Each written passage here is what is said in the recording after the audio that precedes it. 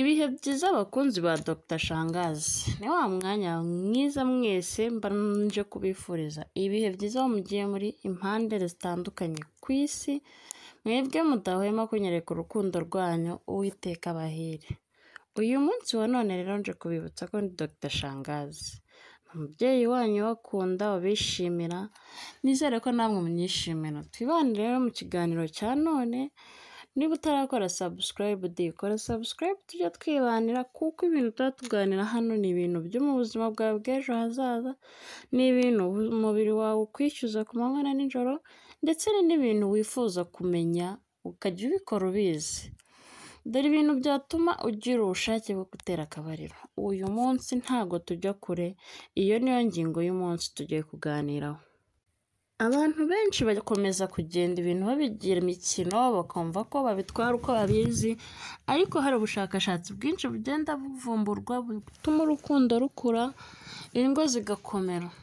Umwe mu basomyi bacu batwandikiye yifuza kumenya ibiribwa yarya bikamufasha kugira ubushake bwo gutera akabariro, ku buryo byamworohera gushimisha umukunzi we mpaka ku byishimo bye bya nyuma. Impuguke mu by'ubuzima zihamya ko kongera amasohoro no kugira amasohoro afite ubuzima byongera amahirwe yo kubyara, usibye kuba byongera umunezero hagati y'umugabo ugeze igihe cyo kurangiza mu mibonano mpuzabitsina n'uwo bari kuyikorana. Amasohoro menshi agaragaza ko umugabo afite imisemburo y'abagabo testosterone ihagije, ndetse y'ubushobozi bwo gutera inda budasubirwaho. Ubushakashatsi bugaragaza ko 90% by'ubugumba bw'abagabo buturuka ku kuba batagira amasohoro ahagije. Uyu munsi wa none rero ngiye kubabwira ku biribwa abantu bajya birifashisha mu kurya, ubundi aya masohoro akiyongera ndetse bakabasha no gutera akabariro. Ntucikwe rero, kora subscribe ubundi utera agatebe tuganira. Inyama y'irote, abantu benshi twikundira imvange, ariko inyama y'irote burya ngo nayo igira akamaro kanini cyane mu kugira ubushake bwo gutera akabariro.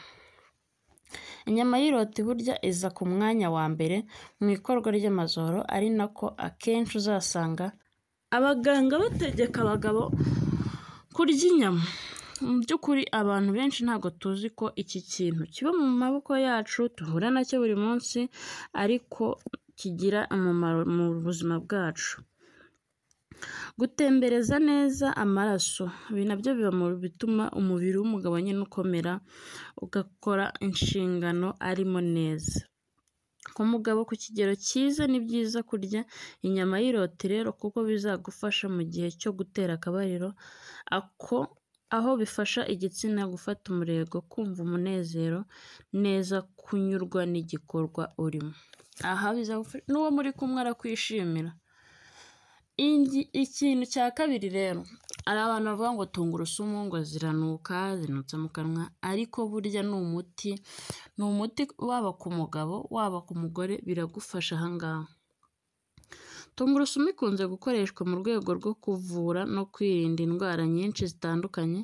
Abahanga mu by'ubumenyi bujyanye n'imyororokere basanze kurya tungurusumu igira akamaro gakomeye mu ikorwa ry'amaraso, binyuze mu bushobozi buhambaye iba ifite ibyitwa lysine na organosulfa byorohereza iterambere ry'amaraso mu bice by'imyanya myibarukiro, bigatuma habaho ubushake bwo gukora imibonano mpuzabitsina. Hari ibindi bintu tuzi nk'ibirungo byo mu bwoko bwa tangawizi. Ubwo abantu babizi, tangawizi murazizi, nazo zirafasha. Nyuma y'ikoreshwa ry'ibi birungo n'abagabo bo ku mugabane wa Aziya, ubushakashatsi bujyanye n'ubuvuzi bwakorewe muri kaminuza yo mu majyepfo ya Illinois bwasanze bifasha mu ikorwa ry'amasohoro. Ubundi bushakashatsi bwakorewe kuri ibi birungo bubinyujije mu kinyamakuru Journal of Urology bwasanze 60% by'abagabo bavuwe hakoreshejwe ibi birungo nyuma y'ibyumweru 16 byafashije kongera umurego w'igitsina cyabo. Iki kintu tugiye kuvugaho cyo mu cyitondere kuko ntikikunda no kuboneka kubera ibanga ryabyo. Ababashije kuribona babashije gusobanukirwa mbere yanyu kuko ndabizi ntabwo benshi mu bari mubizi. Uyu munsi wa none ntabwo abantu benshi bazi ko inzuzi nazo zidufasha. Inzuzi rero dusanzwe tuzi ko zikomoka ku bihaza zikungahaye mu musemburo witwa pitosterol ufasha cyane ku rwego rwa prostate na testosterone bishinzwe ikorwa ry'amasohoro. Izi mbuto kandi ngo zigira akamaro kenshi ku mubiri w'umuntu, aho twavuga nko korohereza itembera ry'amaraso mu bice bitandukanye by'umubiri. Akandi kantu koroshye no kubona namwe mwabona ahantu hose mwaba muri, umuneke burya ni urubuto rukunzwe gukoreshwa n'abantu benshi nyuma yo gufata amafunguro, ariko nubwo bimeze bityo hari ababikora kuko aba aryohewe, abandi bakumva ko bibafitiye akamaro nyamara batanasobanukiwe. Uyu munsi rero naje kubibabwira kugira ngo musobanukirwe. Umuneke rero ukaba ugira akamaro gakomeye mu bikorwa no kongera amasohoro y'abagabo. Si ibyo gusa kandi kuko unafasha cyane mu gihe cy'imibonano mpuzabitsina, wifitemo vitamine B iri mu bituma igitsina cy'umugabo gifata umurego. Ubwoko bwose bw'ibiribwa by'ibinyampeke, amagi n'imboga z'ibyatsi kuko biba byiganjemo caroline ituma umugabo yifuza umugore ku rwego rwo hejuru. Urubuto rwa pome cyangwa se karoti, chocolate. Pome iri muri bumwe mu bwoko bw'imbuto bwiza haba ku gitsina gabo cyangwa se ku gitsina gore kuko iyo umuntu amaze kururya rumwongerera ibyishimo by'umwimerere no kumva aruhutse mu mutwe. Avoka. Uru rubuto ngo rwifitemo vitamine B6 ifasha mu kongera umusemburo wa testosterone na potassium. Aka kantu ndabizi abagabo mwese ngiye kuvuga musanzwe mukazi ndetse n'abagore banyu barakazi. Ikiribwa cyitwa ubunyobwa. Yaba uruhinja yaba umugabo ubanza aka kantu bakigira ahantu ntaramenya. Ubunyobwa buri wese azi neza ko ngo bwongera amasohoro, ngo butuma umugabo akura ashaka umugore kenshi, ariko ahangaha twaje kubasobanurira ukuntu ubunyobwa bukora. Ubunyobwa bwo butuma ubwonko bukora neza, ibyiyumviro byo kwifuza imibonano mpuzabitsina bikazamuka. Abantu bo ku mazi rero muze tuganira.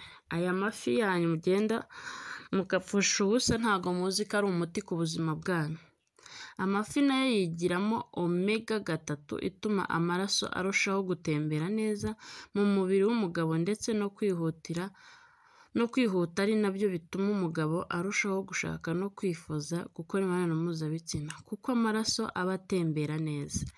Niba nawe uzi ko ifi uyibona ukayihungira kure, ukumva utarya ifi, ukumva utagura ifi, hari abantu batajya barya amafi, ariko burya mujye mumenya ko iyi misemburo muba muyihushije, muba muyibuze burundu kandi igomba kuba mu buzima bwanyu.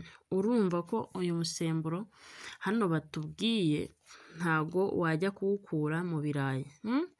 Iyi omega 3 ikora neza, niyo ituma igitsina cyawe kibyimba cyangwa se gifata umurego igihe cyose wumva wowe ubwawe wabikeneye, bikaba byihuse kuko iyo urabizi ko hari abantu bajya gukora imibonano mpuzabitsina bikabanza bikagorana ku buryo bwihuse, umuntu akafata umwanya wo kubitegura, ariko iyo witwaye neza iyi omega iba iri mu kazi kose ibigufashamo byihuse. Testosterone rero yawe ikaba ari aho hafi na potassium byazamuwe na wa muneke wabanje kurya, ibintu byose bikagenda amahoro. Birashoboka rero ko ari ubwa mbere mwishe Dr. Shangazi, kankwifuriza ibihe byiza aho uri hose, ubundi nawe uze kutwandikira utubwire ndifuza ko twaganira kuri ibi n'ibi. Niba uza kumenya Dr. Shangazi ntugende utavuze ugende uvuze kuko birashoboka ko uyu munsi wa none twaganiriye kuri iki gitekerezo cy'umuntu watwandikiye ejo twaganira ku gitekerezo cyawe. Imana ibandindire rero, ibahe umugisha, ibahe kurama no kuronka, ndabakunda.